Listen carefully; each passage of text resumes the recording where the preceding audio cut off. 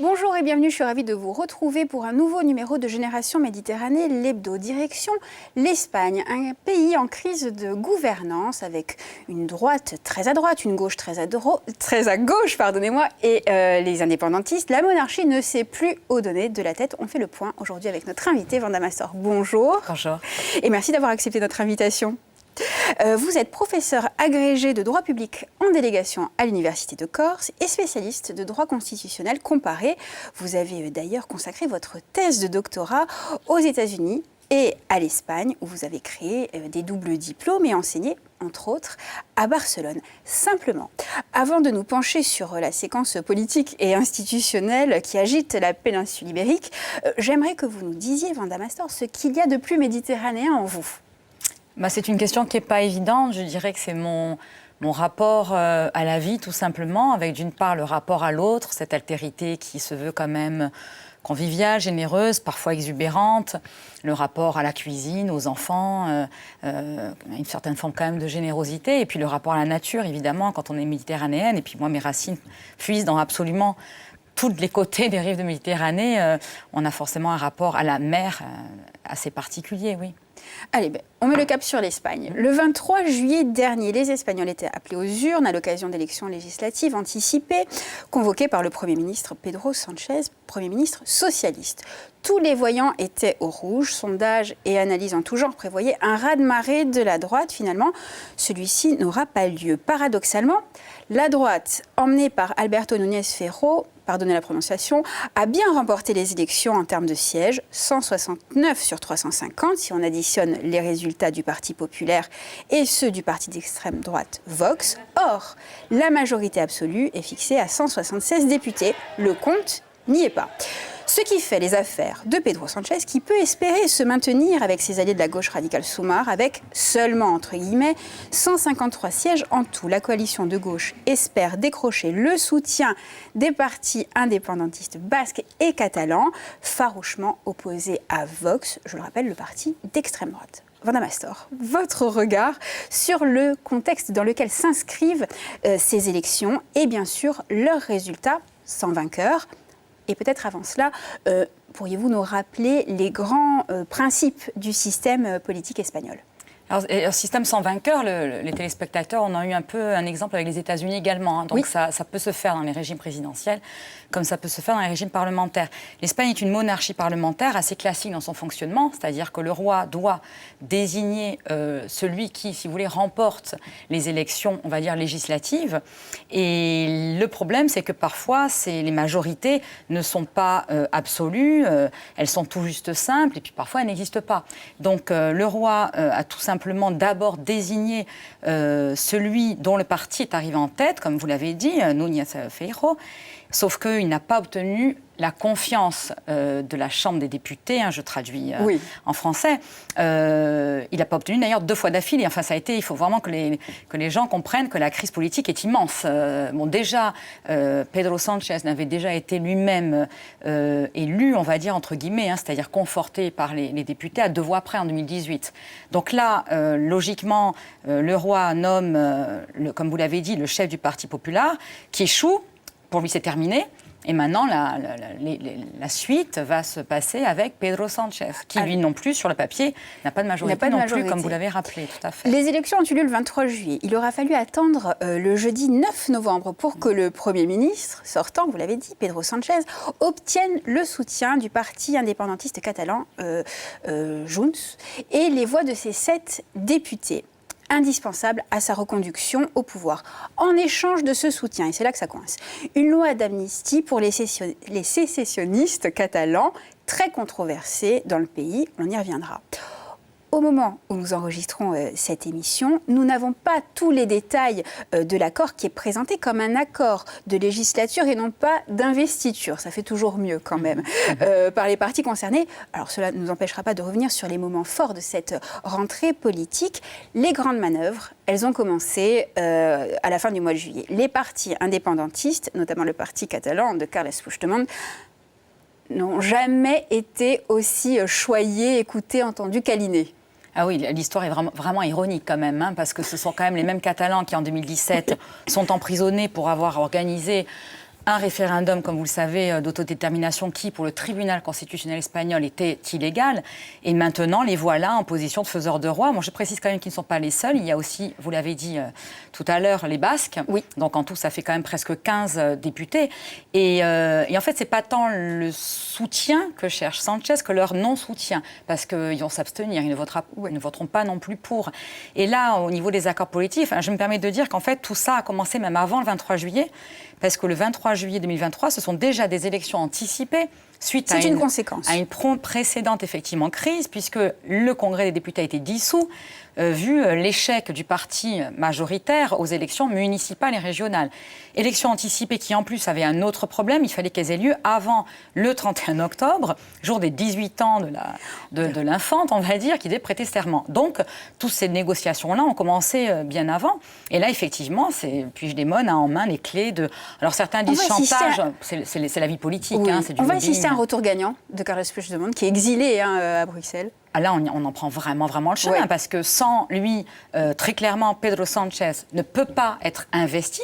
Et alors, je me permets de préciser quand même que ça ne serait pas non plus la catastrophe, parce que la Constitution prévoit quand même qu'il pourra y avoir une suite. Enfin, ça va être compliqué, hein. Nouvelle dissolution, nouvelles élections, etc. À la mi-janvier. Ça serait mi-janvier, parce que depuis 2016, si vous voulez, les élections doivent avoir lieu dans les 47 jours après le premier vote d'investiture. Quoi qu'il en soit, il faut un Premier ministre et un gouvernement avant le 27 novembre. Enfin, en tout cas, la confiance doit être donnée avant le 27 novembre. Avant le 27 novembre, et peut-être qu'il y aura encore une fois 2 tours, entre guillemets, parce qu'il peut être... la confiance peut lui être accordée dès la majorité simple au premier tour et 48 heures après à la majorité absolue. Donc tout ça est quand même passionnant. C'est la démocratie qui est en œuvre là, qui s'épanouit pleinement. Et je parlais donc de Carles Puigdemont, le député européen exilé à Bruxelles, détient donc les clés du pouvoir. L'ex-président du gouvernement autonome de Catalogne a rencontré début septembre la communiste Yolanda Díaz dans la capitale belge afin de négocier évidemment les voix de ces députés en faveur de Pedro Sánchez. Alors ça risque quand même de coûter cher à Pedro Sánchez, car on parle ici d'une loi d'amnistie pour les sécessionnistes catalans. Cette éventualité qui se précise de plus en plus a déjà fait réagir les droites ainsi qu'une partie de la magistrature espagnole. Des manifestations, comme vous le voyez à l'écran, sont organisées un peu partout dans le pays. Une grande manifestation est appelée donc ce jour, d'ailleurs samedi 18 novembre. Elles offrent une nouvelle tribune à Albert Núñez Feijóo. Les opposants parlent d'un risque de démantèlement du pays, de dégradation de l'état de droit. Alors, serait-ce le cas d'un point de vue juridique ? Juridiquement, les anti-indépendantistes, regardez, c'est pareil en Corse, hein, ont toujours estimé que l'indépendance serait une déflagration, une explosion en l'occurrence, de la monarchie espagnole. Et ce qui est intéressant quand même, c'est que dans la négociation de l'appui de Puigdemont notamment, au départ, il y avait dans le panier, on va dire, de tractation et l'amnistie pour lui, mais pas seulement, hein, ils sont quand même plusieurs encore en prison, et deuxièmement, le référendum sur l'autodétermination. Déjà, Puigdemont a lâché manifestement, au moment où nous parlons, sur le second point. Il n'y aurait plus que le premier. Et le premier, mais oui, la classe politique est vent debout. En Espagne, les évidemment, indépendantistes catalans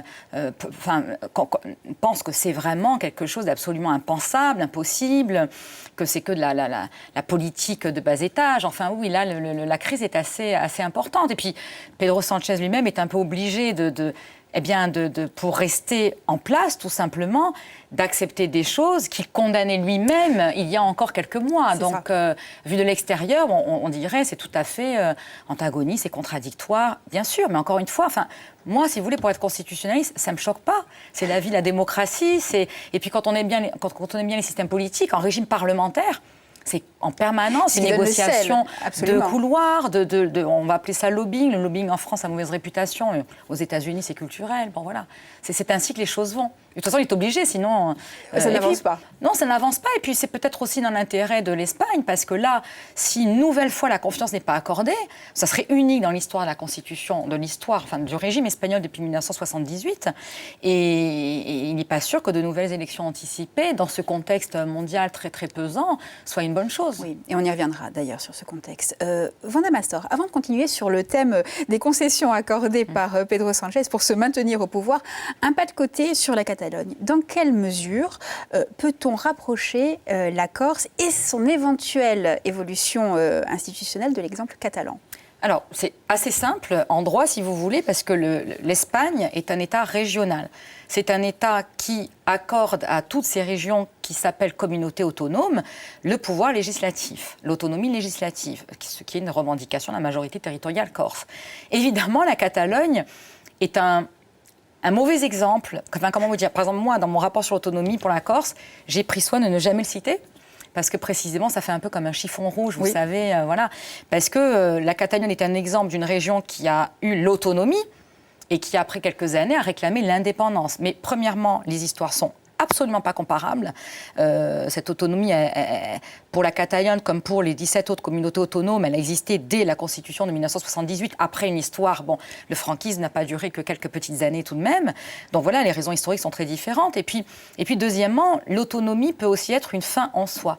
L'autonomie peut être effectivement, je ne vais certainement pas le nier, puisque c'est ce qui se passe constitutionnellement en Catalogne, mais pas seulement, c'est ce qui se passe en Écosse, c'est ce qui se passe au Groenland. Bon, ça peut aussi être un marchepied vers l'indépendance, évidemment. Donc bien sûr, c'est comparable. Ça, il ne faut pas le nier.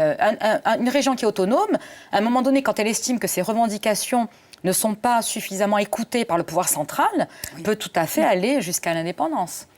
Vous parliez de la majorité territoriale. La majorité territoriale connaît bien la présidente du Congrès des députés via les institutions de l'Union européenne, entre autres le Comité des régions ou encore la Commission des îles. Il s'agit de l'ancienne présidente des Baléares, Francina Armengol, qui est plutôt indépendantiste nationalo-compatible.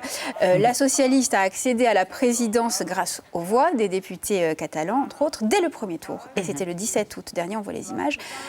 C'était déjà quand même un premier signe encourageant pour Pedro Sánchez. Il n'a pas choisi la plus farouche opposante pour présider cette nouvelle, on va dire ce nouveau Parlement, cette nouvelle Assemblée. Très clairement. D'ailleurs, je me permets de dire que je l'ai interviewé pour mon rapport. Son entretien figure en annexe de mon rapport sur l'autonomie, à l'époque où elle était présidente des Baléares. Oui, déjà, elle parle couramment le catalan. Oui. Voilà, même si ce n'est pas exactement, comme vous le savez, le même catalan aux Baléares ou en Catalogne. Mais ça, c'était un signe vraiment plutôt positif et encourageant pour Pedro Sánchez. Oui, vous le disiez, Francine Armengol a d'ailleurs annoncé lors de son discours d'investiture qu'elle permettrait l'usage des langues régionales dans l'hémicycle. Les députés peuvent donc s'exprimer en catalan, vous l'avez dit qu'elle parle couramment, en galicien, en basque. Les différences entre États européens sont parfois très concrètes. Oui, tout à fait. Et d'ailleurs, elle a demandé, puisque la présidence, l'Espagne a un rôle fort en ce moment, comme vous le savez, en Union européenne, elle a également demandé, et Pedro Sánchez se serait fait l'écho, que les 3 langues que vous venez de citer soient également utilisables, entre guillemets, pardonnez-moi pour le barbarisme, en Union européenne. Oui. Donc oui, tout ça sont des signaux qui sont assez verts pour notamment les indépendantistes catalans et le Pays Basque, les indépendantistes du Pays Basque aussi. Et sur les statuts des langues régionales, là encore, entre officialité, co-officialité, promotion, il y a tout un éventail. Il y a tout un éventail, si vous voulez. Le traitement des langues régionales va du mépris, vraiment, jusqu'à la co-officialité, en passant par la reconnaissance constitutionnelle, le bilinguisme, bon, vous voyez, l'enseignement immersif, etc. L'Espagne est clairement dans le cas où les langues régionales sont co-officielles. Elles sont co-officielles, mais au sein des communautés autonomes. Bon, la France est à l'autre bout de l'échiquier, parce que, comme vous le savez, voilà, le Conseil constitutionnel a souvent rappelé qu'il n'existait qu'une seule langue, la langue française. Voilà, je disais que les États, au sein de l'Union européenne, avec des différences très marquées, très concrètes, et vous le disiez, l'Espagne qui a souhaité défendre à Bruxelles la reconnaissance de ces langues régionales comme langue officielle de l'Union européenne. L'examen de la proposition a été reporté sine die, sans trop de surprise, mais c'est tout de même un positionnement politique fort quand on sait que l'Espagne exerce la présidence du Conseil de l'Union européenne jusqu'au 31 décembre prochain. Vanda Mastor, peut-être que l'unité, la continuité est assurée et incarnée par le monarque, en l'occurrence Felipe VI, et je vous propose de passer à notre zoom de la semaine.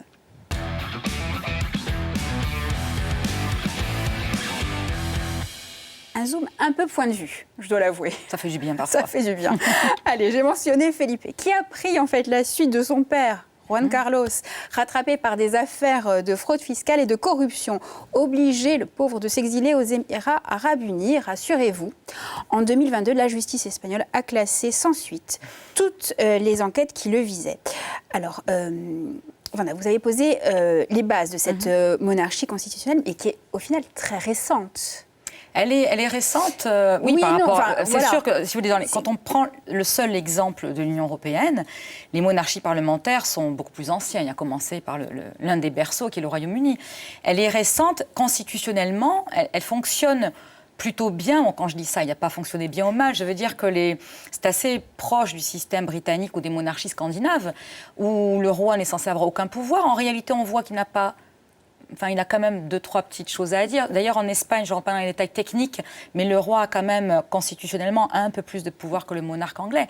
Et comme dans toutes les monarchies parlementaires, c'est pour ça qu'il y a quelques nostalgies qui commencent à pointer en France, vous l'avez vu. C'est souvent, la royauté est présentée un peu comme une sorte, pas de ciment, mais de stabilité. Donc, c'était plus du tout le cas avec Juan Carlos. Philippe est beaucoup plus populaire, oui, absolument. Surtout depuis qu'il a épousé une journaliste. Laetitia. Voilà, Laetitia avec l'accent corse, oui, mais qui est extrêmement populaire en Espagne. Oui. Et puis la petite Éléonore, c'est vrai, qui est quand même... Qui a du tempérament. Et ils sont... je ne dirais pas que c'est le socle, parce que les Espagnols ont été extrêmement choqués de découvrir quand même les affaires de fraude fiscale du roi, le train de vie quand même. Ça a eu un peu une période compliquée. Mais là, comme dans toutes les périodes de crise, oui, comme par hasard, la royauté s'en sort un petit peu, pas grandie, mais un peu plus populaire comme elle l'était avant. C'est un repère, comme l'était la reine au Royaume-Uni, comme l'est peut-être Charles maintenant aussi. Oui. Alors, Felipe, vous l'avez dit, essaie de redorer le blason de la famille royale. Il dispose d'un atout de taille. Léonore, sa fille aînée, qui en tant que princesse des Asturies, enchaîne désormais les événements officiels. Le plus symbolique, peut-être, la prestation de serment sur la Constitution devant les députés au Congrès à Madrid, le jour de son 18e anniversaire, le 31 octobre dernier. Et c'est pas un hasard, Vanda Mastor, sur cette date et sur cet anniversaire. Non, la date est même fixée dans la Constitution. Donc doit le prince héritier ou la princesse héritière, puisque la loi salique n'existe pas, elle a existé surtout en France en réalité, précise bien que cette personne doit prêter serment le jour de ses 18 ans. D'où les problèmes des élections anticipées, comme je le disais tout à l'heure. Donc oui, c'est une règle de droit constitutionnel.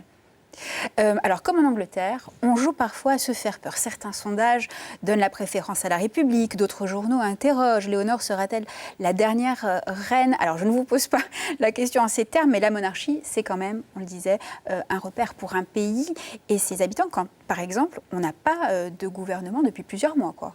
Ah, exactement. Ça, c'est évident que là, et puis, si vous voulez, on a beaucoup vu le roi, puisque le roi, dont on dit souvent qu'il n'a pas de pouvoir constitutionnel, on s'est rendu compte que c'est quand même faux. C'est quand même au roi de désigner, on va dire, le leader du parti victorieux en nombre, comme vous l'avez rappelé, de sièges. Mais ça, d'ailleurs, ça fait partie plutôt de la coutume. Et là, c'est vrai qu'on l'a vu plusieurs fois. Et puis, c'est ainsi. Je veux dire, c'est historiquement vrai. Je ne sais pas si ça existe d'ailleurs, la vérité est historique, mais que dans ces cas-là, dans un pays en crise, on se tourne un peu vers ce qui est là, ce qui est immuable, ce qui rassure quelque part. C'est vraiment très très proche de ce qui aurait pu se passer dans d'autres monarchies parlementaires en Europe. Oui. Rapidement, sur l'Espagne et maintenant ses relations méditerranéennes.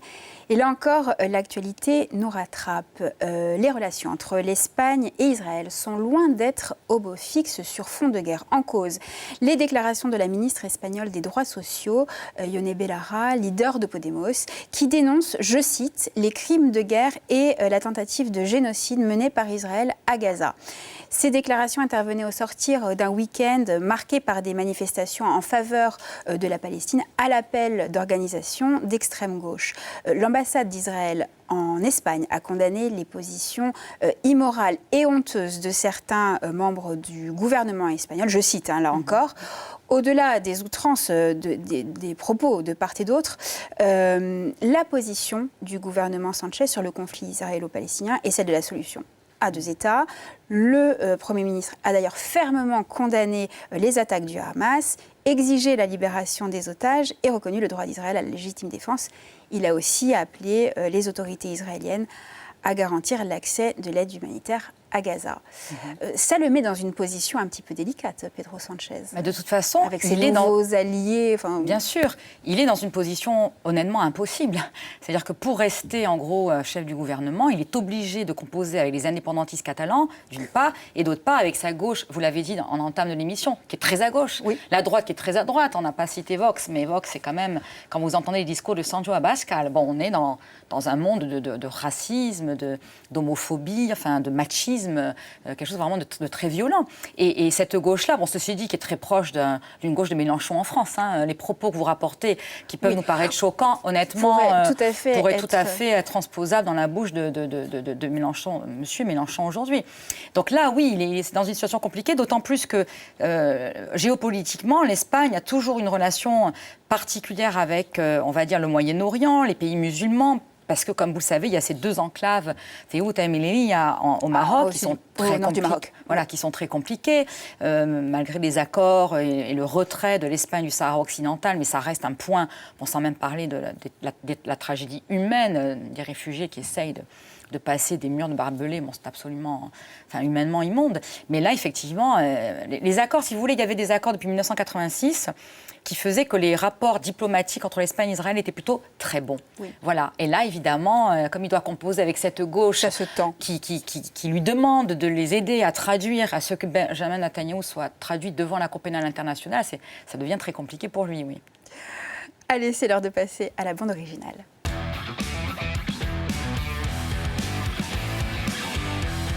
En quelques mots, Vanda Massor, je vous laisse présenter votre chanson de fin, Nassi en Alamo, que l'on pourrait traduire par Né de l'amour, et qui est interprétée par Anouk Aïta. Aïta, oui, il y a eu plusieurs interprètes.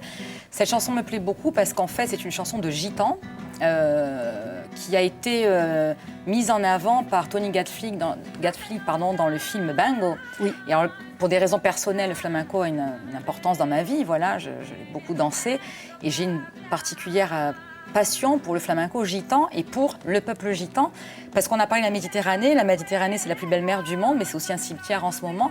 Et les paroles de la chanson, justement, font référence à ces peuples nés un peu nulle part, donc qui sont de nulle part, et quelque part aussi partout chez eux. Voilà, et des gitans, il n'y en a pas qu'en Espagne, il y en a sur toutes les rives de la Méditerranée. Vanda Massor, merci de m'avoir accompagnée durant cette émission. Merci à vous de nous avoir suivis. On se retrouve la semaine prochaine, même endroit, même heure, toujours sur France 3 Corse via Style.